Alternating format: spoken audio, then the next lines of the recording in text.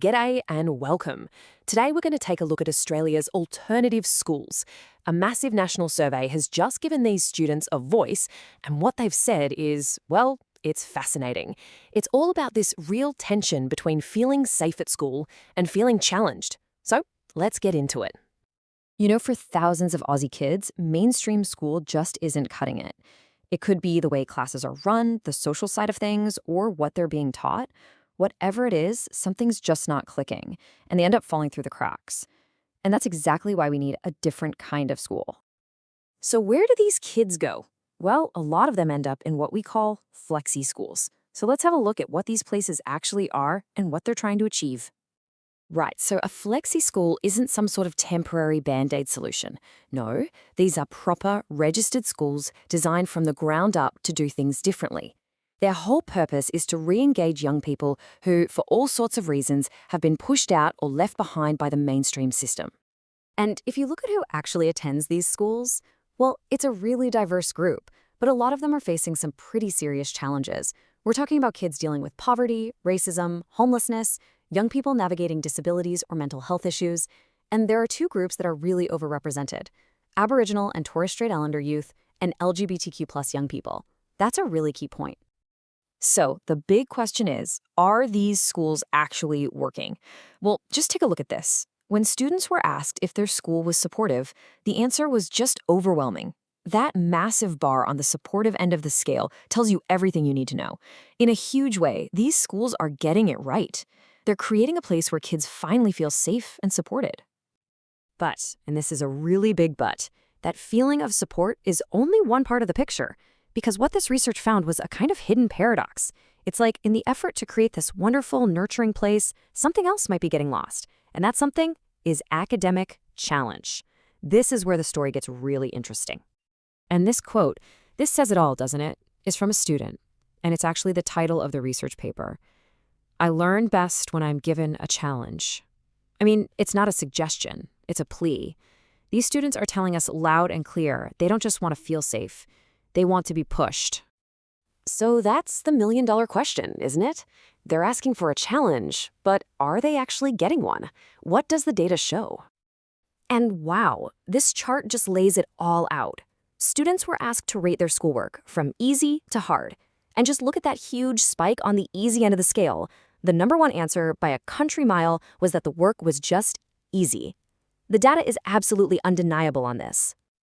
Okay, so we know the work is too easy, but what does that actually look like day to day? Let's dig into this gap between what they're being taught and what they're actually desperate to learn. All right, have a look at this. On one side, you've got what students say they're learning now. You know, the essentials, basic literacy and numeracy, life skills, that kind of thing. But then look at what they want to learn. The difference is huge. They're asking for harder academic subjects, for coding and tech skills, for a proper dive into Indigenous history and culture, and even for things like business and finance. And this gap in what they're learning, it leads to an even bigger question, doesn't it?